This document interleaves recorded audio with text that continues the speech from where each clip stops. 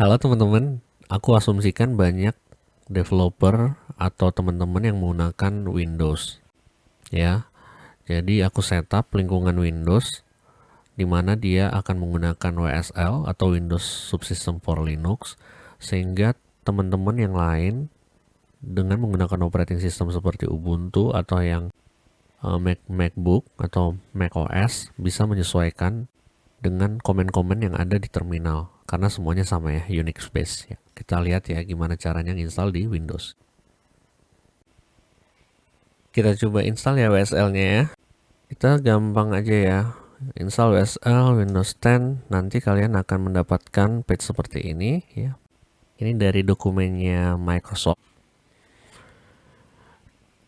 Di sini kita akan menemukan dokumentasi dari Microsoft untuk Windows Subsystem for Linux ya. Ini bisa di Windows 10 dan tidak hanya itu ya teman-teman, kalian bisa melihat dokumen dari Microsoft untuk bahasa pemrograman yang lain juga ya. Seperti ini ada development pad dan toolsnya juga makin banyak ya untuk Windows. Dan banyak juga orang yang pindah akhirnya ke Windows lagi. Kalian bisa lihat di sini developer stories ya. Kenapa dia switch dari Mac sini gitu. Saya bukan mau mempengaruhi ya, tapi ini lebih bagus kalau misalnya saya memakai Windows untuk mengajari teman-teman karena pasti kebanyakan yang pakai Windows kan pasti. Nah, sini ada tools and platform. Nah, ini dia ada berapa banyak kayak Windows Terminal, ini baru ya dari Microsoft. Dan juga ada lagi yang ini yang akan kita gunakan sekarang. Oke, kita coba ya. Nah, kita langsung lihat saja tadi gimana sih cara nginstallnya gitu ya. Nah, di sini kita bisa install. Ini karena saya menggunakan subsistem Linux yang baru, teman-teman bisa upgrade Windows teman-teman ya dari sini. Coba lihat ya, Windows update. Nah, di sini kalian bisa lihat nih. Ini kalian usahakan update-nya yang terbaru. Oke. Nah, kalau misalnya kalian masih punya yang lama, kalian bisa upgrade. Ya, dari sini kalian bisa lihat caranya mengupgrade seperti apa pakai Windows Existent.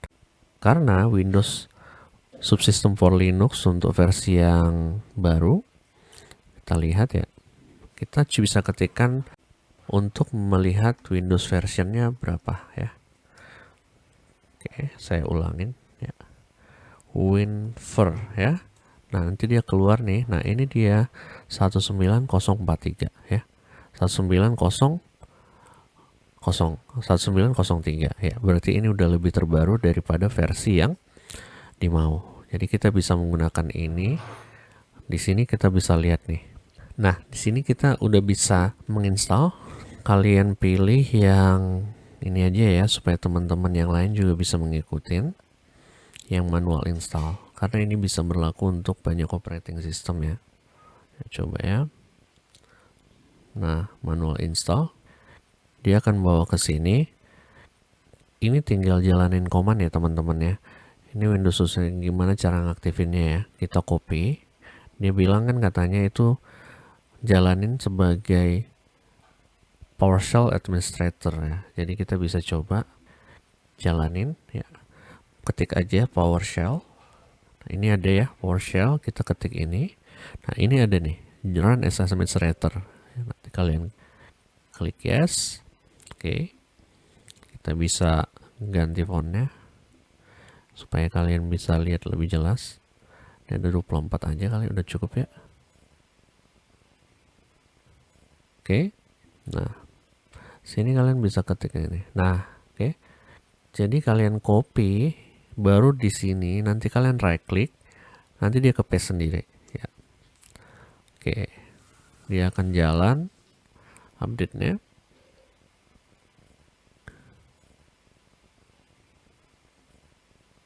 Ini akan text sometimes ya teman-teman ya.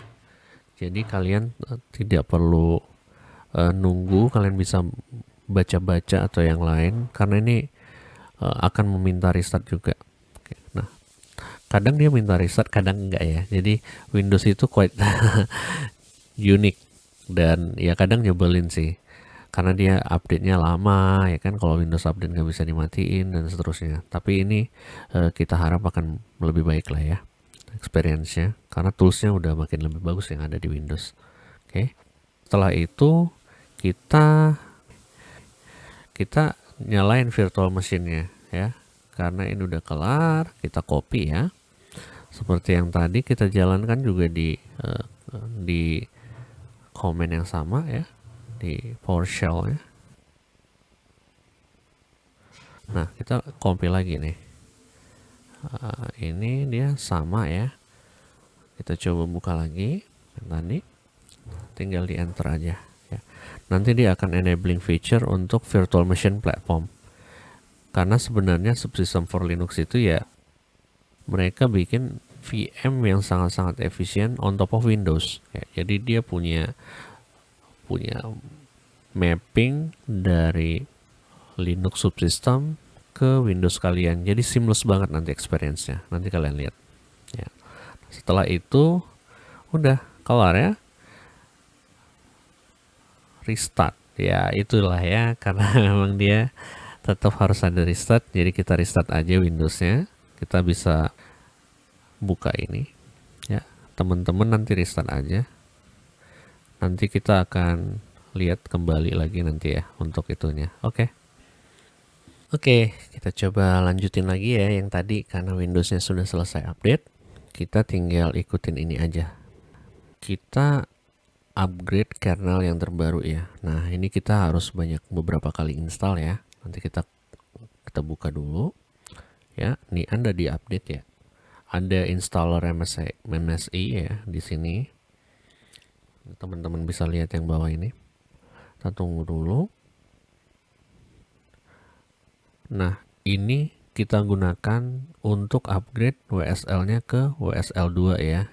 Kalau ada minta privilege upgrade, kita upgrade aja, dan ini udah finish. Ya kan? Udah, ini nanti udah jalan. Kita akan men-settingnya ke WSL 2 ya, karena WSL 1 itu versi yang lama. WSL 2 ini lebih seamless karena dia bisa connecting Docker ya. Jadi istilahnya lebih smooth lah ya. Kita copy, ini katanya kita pengen jalanin WSL 2 sebagai default version kita. Karena by default dia akan install yang versi 1 ya. Coba kita jalanin lagi PowerShell. Di sini kita bisa lihat run as administrator. Kita paste yang tadi ya. Copy dari sini. Oke.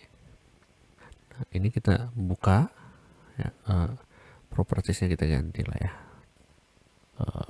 24 supaya kalian bisa lihat juga ya. Oke. Nah, di sini kalian right click, setup. Oke, udah ya. Udah aman.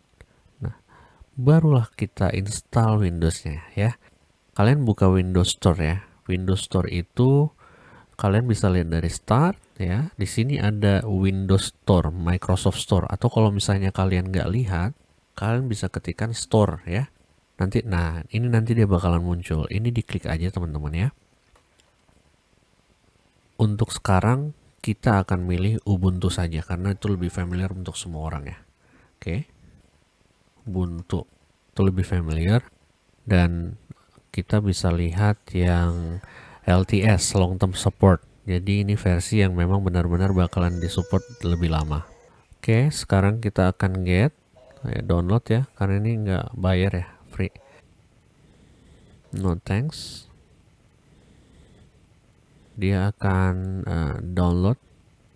Setelah Ubuntu-nya terinstall ya teman-teman, kalau udah kelar nanti tinggal di launch ya kan, klik aja ini, dia bakalan install ya Windows Subsystem for Linux-nya untuk yang Ubuntu. Oke. Berarti ini kalau misalnya kalian lagi gini, kita harus restart ya. Jadi kita restart aja sama seperti semula karena dia masih butuh update. Oke, kita close semuanya. Ini kita restart dulu Windows-nya ya. Ini kita restart. Oke.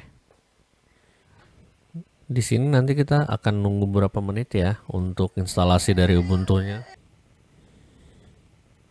Kita tunggu aja. Ya, nanti dia akan minta username ya. Aku bikin welcome. Kalian terserah mau bikin apa. Passwordnya juga jangan lupa ya, dan pastikan sama, dan kalian harus ingat. Oke. Nah, ini udah terinstall nih. Jadi kita udah bisa ngoprek dengan command Linux di dalam Windows, misalnya ls ya. Kita pwd gitu ya. Misalnya kita mau buat direktori juga bisa gitu ya. Nah, ini kalian bisa lihat kalau misalnya drive C kalian itu ada di MNT. Nah, itu ada C dan WSL ya.